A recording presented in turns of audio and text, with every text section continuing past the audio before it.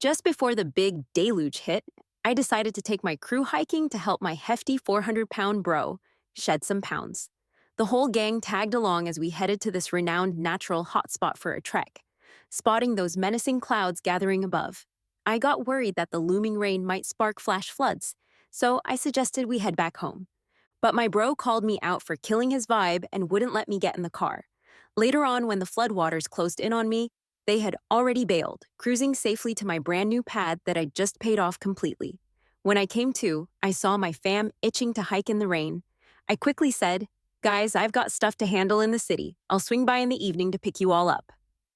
Everyone was cool with it since they didn't really dig having me around much anyway. My brother straight up told me to dip, calling me a useless burden. Do we really need to climb now with the sky looking this dark?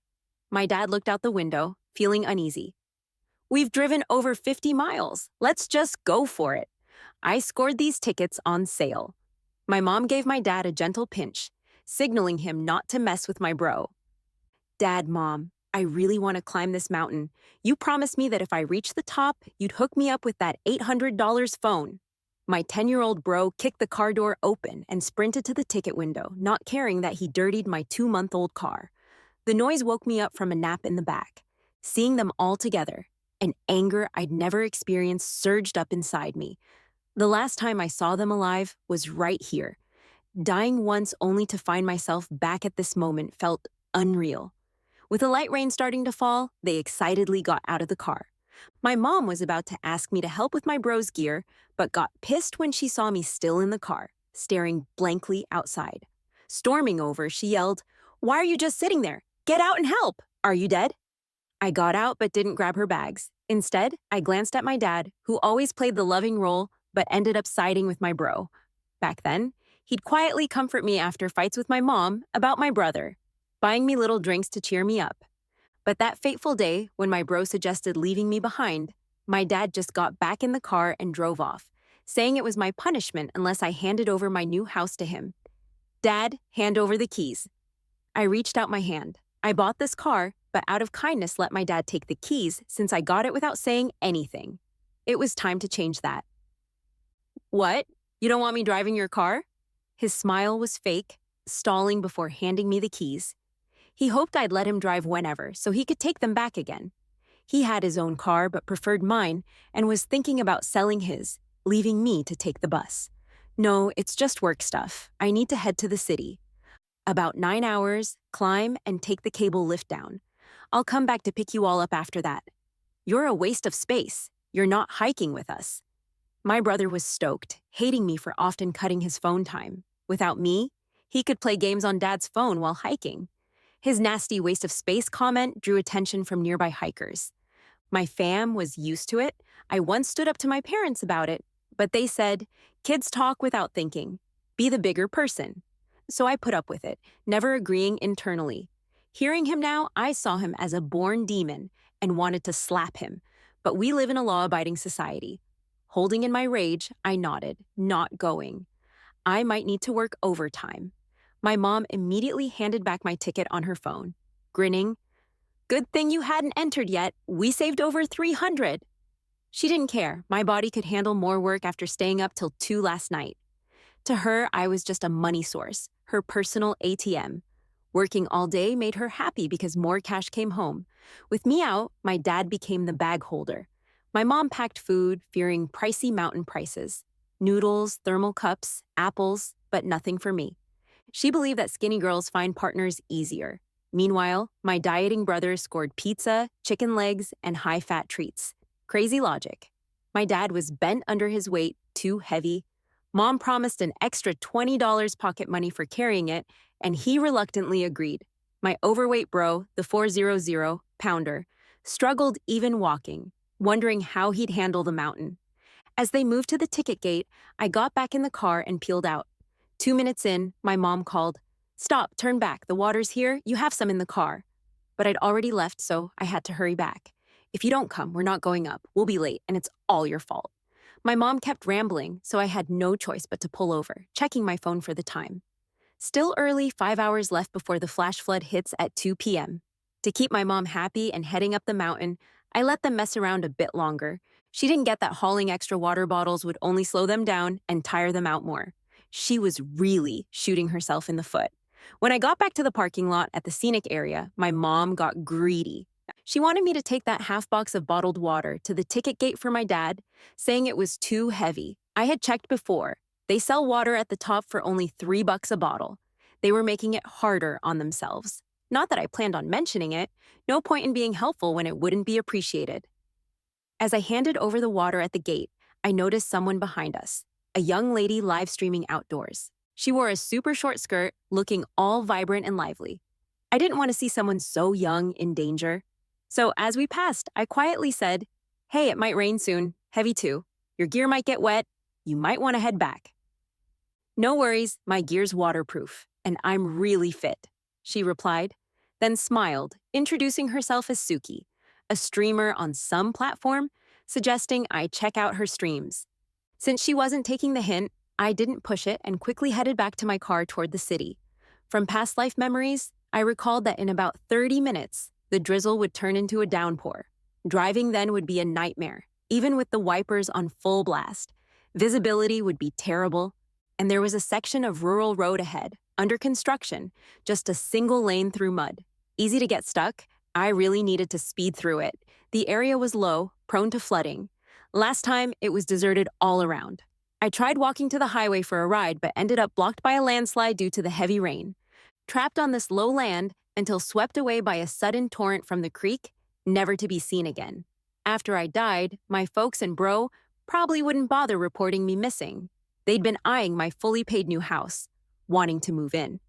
As I navigated this rural stretch where I once walked step by step, even though the road seemed smooth, I drove cautiously, sweating from nerves and feeling all mixed up inside. For a moment, sitting in the car, it felt like I was back in that stranded moment as they left me. Panic rose as raindrops grew heavier, soaking through my sneakers. The rain intensified, winds chilling me through my summer-appropriate vest and mosquito-proof pants, sticking to me. I shivered uncontrollably. The fear of being swallowed by the flash flood seemed to circle around me. Finally, pushing through the intense tension, I got past that rural road onto a wider highway. A drive my dad made in 24 minutes took me nearly 40. Once I stopped by the highway, I finally breathed a sigh of relief. The fear eased a bit. Heavy rain fell again, just like back then, large drops smacking the windshield, making the view outside blurry and surreal. With the highway being wider and less winding, driving was easier. Despite it being the weekend, fewer cars were out as people avoided the inevitable storm. In an hour, I was back in the city, smooth sailing, except for my parents' calls from about 20 minutes earlier.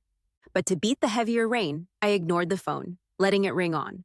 I only stopped after reaching the city's toll gate, with call after call left unanswered and messages piling up from my fam, loaded with anger. "Jean, now you're something, huh?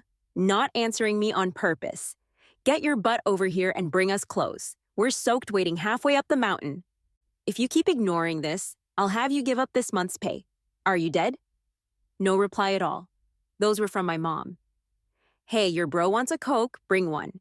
And get me a raincoat too. This umbrella isn't helping. Hurry up, my umbrella's gone with the wind." We're huddled under a gazebo, freezing, guilt-tripping me.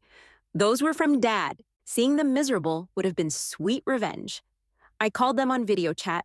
The call connected, showing my mom, Dad, and Daniel soaking wet, shivering like before.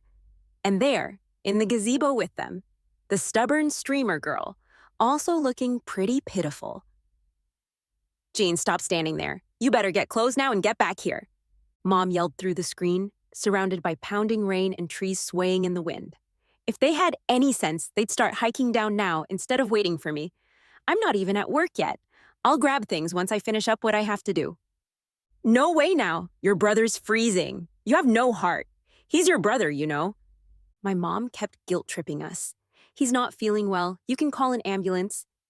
"I'm not a doctor. It'll take me at least 4 hours to get to the mountain from downtown." "Snap, are you sure you want to wait for me in the pavilion for that long? What are they thinking? Are their brains made of mush?" My parents exchanged glances, realizing they couldn't wait 4 hours in the pavilion. "It's way too cold. Let's head back down the mountain," my dad said, already backing out. "What about my game console?" I'm down for heading back, but you gotta buy me a game console. My bro huffed, puffing, having just climbed halfway up. He was worried Mom wouldn't buy him the console he wanted if we gave up now. He only cared about that, yelling loudly and drawing attention from tourists, taking shelter from the rain. No way, I heard the temple here is super spiritual. I want to get a talisman for my son's studies. I heard they really work, but you have to go in person. The more obstacles on the way, the more effective, my mom insisted. My bro's terrible grades were a sore spot for her. I hate studying. I don't want to go up the mountain, my bro said. Learning it was for education made him even less interested. He threw himself on the ground, rolling around like a kid. He's 10 but throws tantrums like a toddler, a trick that always worked on my image-conscious parents. I was starting to worry again. Would my mom really go back down for her precious son and then revert to her usual behavior, using me and taking my stuff? Would I never escape their clutches? No way, we're here. If you agree to keep going, besides the game console, I'll get you a legit collectible under 300, Mom promised, trying to placate him. Deal, Mom? I promise I'll go. My bro stopped whining at the mention of the expensive collectible, got up, and dragged my parents to keep moving toward the mountaintop, completely ignoring the rain, wanting to earn his reward ASAP. All right, I saw in a guidebook that there's a mountain lodge half an hour ahead. We can shelter there, take a hot shower, and then continue. My mom persuaded him happily. There wasn't an actual lodge. It was just something she made up to keep him going. A knowing tourist overheard, believed her local accent, and decided to continue up the mountain too. Just before the scene cut off, I saw the trees shaking violently in the downpour behind them, rain crashing onto the road like forest bullets. I even faintly heard thunder rolling up the mountain now. That's just asking for trouble. In town, the rain was pouring too, like a hole had opened in the sky, water splashing everywhere. The streets were flooding over 5 centimeters deep and still rising. I knew I had to prep for the coming city flood. I drove to a big supermarket, probably because of the storm. It wasn't too crowded. I grabbed a big bottle of vegetable oil, a 20-pound bag of rice, 5 pounds of noodles, 5 pounds of various veggies, 5 pounds of beef, 5 pounds of pork, 2 of each chicken, duck, and fish, plenty of seasoning, and most importantly, my favorite snacks. It'd last me a week. I didn't plan on staying at my parents' place. Instead, after parking my car in a higher-level indoor spot, I had all the stuff delivered to my new home. It was my first time staying there since renovating. Everything inside was brand new. Most importantly, I never told my parents my door code to stop them from taking over. Even if they somehow made it back from the scenic area, they wouldn't get in to confront me. Outside, the storm raged, and the temperature dropped. Even indoors, I felt a chill. My parents and bro, soaked and still on the mountain, must be freezing. After a hot shower, I made myself a bowl of veggie and meat noodles, finally warming up. Outside, water had turned into mini rivers, relentlessly pouring, flooding the compound garage. In our neighborhood group chat, the security was urging everyone to move their cars to safe spots. The water was up to pedestrians' knees. Even if you managed to drive out of the garage, you'd probably stall and get stuck. Some wanted to try their luck, while others just gave up. I was curious how my fam was doing. I searched for Suki, a popular live streamer, on a video platform. She was still streaming despite the heavy rain. I tuned in and found her hiding in a tiny bathroom stall, proving her gear was indeed waterproof. Outside, it was storming, but her setup was perfect. People in the chat were worried about her safety. Suki told them there was no lodge halfway up, just this simple bathroom where she was hiding in stall 1 and a boy in stall 2. That boy had to be my bro. I could hear my parents banging on the stall door, demanding she hand it over to them. Suki wasn't having it. If your wife hadn't mentioned a lodge, I'd be down by now. Also, I was here first, so I'm not moving for y'all. Ignoring my parents' banging, Suki explained her situation to her viewers. She was stuck halfway up, 2 hours away from the cable car area. Besides my fam, there was a fully geared up tourist still trying to climb the mountain. Everyone else had decided to head back down. But my bro, with his chubby body, got stuck in that tiny store, damp, cold, tired, scared of the wild. The whole situation broke him down. He burst out crying and started arguing with Mom. It's all your fault. You insisted we hike up the mountain. And look where we are now. I'm so cold, I want to go home. Hang in there, son. Mom tried to reassure him gently. She felt that after all that effort to get halfway up the mountain, they should push on. Worst case, they could stay a night at the visitor center if it had a temporary shelter. My bro was exhausted and refused to move. Mom, getting frustrated, started scolding him. I'm doing this for you. If you got better grades, would I have come this far? If you weren't so overweight, would I have to climb a mountain for you to lose weight? Dad was fed up with the arguing. He just said, "You guys have at it," and started trekking up the mountain by himself. Once Dad left, it wasn't long before I saw on video that Mom was pulling my bro away. Suki peeked through a crack in the door, telling her followers, "Looks like they're heading up the mountain too." I'm not going, I'm soaked, but at least it's dry and relatively warm here. I'll take off my wet clothes to dry myself off. I've got a thermal blanket that'll keep me warm for a bit. Once the rain eases, I'll head down. She then turned off her live stream. Getting caught in heavy rain in the mountains is tricky because of hypothermia. Luckily, she was a pro outdoor blogger and had brought a thermal blanket. I bet she'd have the best chance of surviving among them all. With nothing to do that afternoon, I turned on the TV. The local news was reporting on the massive rainstorm. Experts said the rain could last through the night and into the next morning. Such weather might trigger landslides and mud flows, urging everyone to stay away from the mountains. The city was already flooding pretty bad. Most streets were submerged, with firefighters using boats to evacuate people. Drone footage showed the whole city practically underwater. Looking out from upstairs, I saw several cars stalled and stuck on roads that now look like rivers. People had already abandoned them, and the water was nearly up to the windows. It was a disaster we wouldn't see again for years. It felt like the apocalypse was looming, and the rain didn't stop. The water level kept rising. Even if my parents and bro survived, getting back to the city would be a massive challenge. 2 p.m. rolled around. That's when flash floods broke out the last time. The massive flood raced down with debris. Pedestrians had no chance, let alone those hiking. This was the big test for my fam. If they stuck to the timeline, they'd reach the visitor center in about an hour. But tired and possibly hypothermic, they might not have the strength to carry on now. I tried calling Dad. His phone was dead. Probably water damage. Tried Mom, too. No answer. Who knows if she was too busy or just couldn't pick up. Minutes dragged by as I paced at home. By 3:30 p.m., I still hadn't heard anything from them. I called the park staff, asking if they'd seen my parents at the visitor center. If they'd kept heading up, they should have arrived by now. A staff member said only one young visitor in a raincoat came up in the last hour. They collapsed from exhaustion and are receiving care. We haven't seen anyone else. I asked, "How's the situation outside?" The staff member replied with a shaky voice. "The rain's too heavy. There's a flash flood and water's rushing fast. We can't go down to search. Their situation doesn't look good. When the rain eases, we'll try to search along the path." I also reported Suki's location to them. The staff said they'd keep an eye on everyone's movement and safety, but I sensed they didn't hold much hope for survival. If a young and fit person was struggling, my parents, in their 50s, and my 200-pound bro didn't stand much chance. I waited the entire afternoon into the night, but no call came from the park. The rain didn't let up until around 4 a.m. the next morning. I tossed and turned, worrying about where my fam was. Bad news felt like it was always lurking at these times. Around 6 a.m., I finally heard from the park staff. "We found Mary about half an hour from the visitor center. She's in bad shape, coughing and freezing." That meant Mom was alive. She was one tough cookie. But where were Dad and my bro? According to your mother, she didn't see your father along the way. The floodwater was intense, probably sweeping him off the cliffside. We'll keep searching. As for your bro, Daniel, she said they split up after arguing. She kept going up the mountain while he collapsed from exhaustion.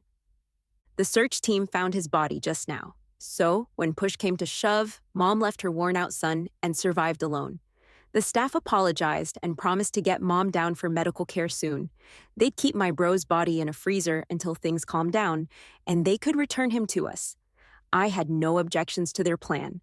Since I was stuck at home surrounded by floodwaters and couldn't leave, I handed the whole situation over to my auntie, who works at the hospital. I asked her to sign all the necessary papers once my mom got to the hospital. Thankfully, my mom had enough money in her bank account, so I didn't have to worry about medical bills. Meanwhile, one of the staff from the scenic area added me on social media just to keep me updated about what was going on. They didn't want me worrying too much. They changed Mary's clothes to something clean and warm, and she had a bottle of nutrients. Her face got a bit better, but she was still coughing badly. They froze Daniel's body, and Mary developed a fever. The plan was to get her down the mountain on the earliest cable car, but there was a landslide on the local roads last night and they were still blocked. So, the officials decided to call for a helicopter to take Mary to the hospital urgently. Don't worry about the cost, the scenic area will cover it all. Mary was on the way to the city hospital by helicopter now, and I was accompanying her as someone responsible for the incident. We reached the hospital, and the doctors thought it might be aspiration pneumonia. Mary was taken to the ER, then my auntie called. She said my mom was in critical condition. They think her lungs are full of mud and sand, so they're going to need to do a tracheotomy to help her breathe. Auntie signed the consent forms. I told her I understood and thanked her. Auntie was crying over the phone. My poor nephew, your mom practically doomed him? Why climb a mountain on a rainy day? It's good you didn't go or you'd be done for too. I was shaken by that thought too. If not for some unexpected business pulling me back to the city, I might not have survived. The whole rescue took a solid 2 hours. The doctors managed to clear out the muck and debris from my mom's lungs, but warned that the bacteria from the flash flood might cause serious infections. They kept her under observation. Comments on her page revealed she spent the night in a public bathroom. She had plenty of supplies, made herself a hot pot breakfast there, and safely got down the mountain. She was resting now and planned to stream again later to let everyone know she was all right. A real survivor, no doubt fitting for an outdoor influencer. My dad was found the next day around noon. A drone spotted his body in a mountain ditch. By then it was mostly bones and part of a face, probably gnawed by wild animals after he died. Only when the roads were clear did they transport his remains and my bros back to the city funeral home. Auntie said when Mom heard the news, she fainted on her hospital bed. But Auntie had no sympathy. She was just pretending. When my bro was found, his backpack was stuffed with stuff. Water bottles, a thermos, even his makeup. If she hadn't made him carry so much, maybe he'd still be here. Auntie used to have a decent relationship with my mom, but not anymore. When Mom finally got transferred to a regular ward, Auntie didn't greet her warmly. Instead, she slapped her hard. It's all your fault. You killed my brother. Why didn't you die instead? I didn't know there'd be a flash flood. I wasn't intentional. Surely it was the park's fault, my mom insisted. When reporters came to the hospital to interview her, she went off, blaming the park, saying they should have never let them climb knowing about the rain. She demanded $8 million in compensation. Her accusations quickly spread online. The park got so much backlash they shut down comments. But Suki stepped in during a live stream defending the park, saying, "The staff warned us nonstop about the incoming storm. I went against advice to photograph the cloudy sky, and I knew how to handle myself. It was the lady who forced her family up there. The park even called, warning us flash floods were likely and to come down. It was our call to stay. When I sought shelter, they said to stay put in the bathroom. When you think about it, the faults were with my mom. If she hadn't insisted on the hike, my dad and bro might still be alive." With Suki standing up for the park and my own stance that it was a family matter without the park's liability, public opinion flipped, supporting both the park and Suki. My mom got roasted online. Auntie even made it a point to read those harsh comments to her after work visits, leaving her coughing madly. On the third day after their accident, floodwaters around my place finally started to recede, and everyone in the neighborhood chat group was celebrating. Heading out, mud and trash from the flood littered the streets. Park staff later told me when they discovered my dad and bro, their bodies were caked in leaves and mud. When I got to the hospital, the first thing I did was see my mom's doctor. The doctor said her condition had improved a bit, but wasn't getting better quickly because of her poor mood. Plus, the sand that had built up in her lungs had done permanent damage. Even after her fever broke, she'd keep having violent coughs until the end of her life. It'd never get better, and might even cause a bunch of other complications. From then on, she pretty much lost the ability to work, and was just waiting for the end. When I saw her again, she was on the hospital bed, coughing like her lungs were going to pop out. She was out of breath and looked miserable. As soon as she saw me, she started yelling, "You heartless thing, you haven't visited for days. Are you dead or something?" I just smiled and said, "Mom, let's cut all ties. You can take me to court for not supporting you. Whatever you decide, I'll pay that sum every month. Besides that, nothing you do is my problem. It's time I stepped out of this swamp of a family. My mom stared at me in disbelief. What? You're abandoning me? After all I did to raise you? I sneered and said, You didn't raise a kid. You made a punching bag and a free maid. I've repaid any kindness with all the effort I've put in over the years. I'm 30, not 3. I have my own life, job, and friends. I can live without that so-called family bond. Then she asked, What about your dad and brother's bodies? What are you going to do with them? I shrugged and said, They were your dearest husband and son, so you should take care of it. Don't worry, I won't fight you over their inheritance. I just hope you die holding that money. Lonely. She looked shocked that I hated her so much and couldn't speak for a while. After that day, I didn't see her for a long time until the court hearing, when we saw each other from a distance in the courtroom. She still looked really pale. Auntie said after she got down from the mountain, her health just went downhill. She'd been coughing up blood and constantly saying she's cold, probably had a month or 2 left. By the time the judgment came through, I'd only need to pay for a couple of months because she'd be gone. The judge ruled that I pay $800 a month. My mom didn't like that, thinking it was too easy on me. When the hearing ended, it seemed like she wanted to talk to me, but I didn't stop and walked right past her. Whatever happened to her, alive or not, we wouldn't see each other again. As for my dad and bro's bodies, my mom couldn't handle it because of her health, so Auntie took care of it. Auntie had their bodies cremated and buried them in the cemetery, making 2 little graves. One time while having dinner during New Year, Auntie mentioned my mom. She said my mom died a month and a half after the judgment became effective. My mom said she regretted not strangling me at birth and called me ungrateful. I laughed, saying, If I had the choice, I wouldn't have wanted to be her daughter anyway. She left everything in her will to my greedy uncle's family, not Auntie, even though uncle's family didn't visit her once when she was in the hospital. Some people are just naturally biased. No matter how well you treat them, it's useless. They take pride in sticking their warm hearts to cold ones. But that doesn't concern me anymore. I'm just living my life now. All those storms are in the past.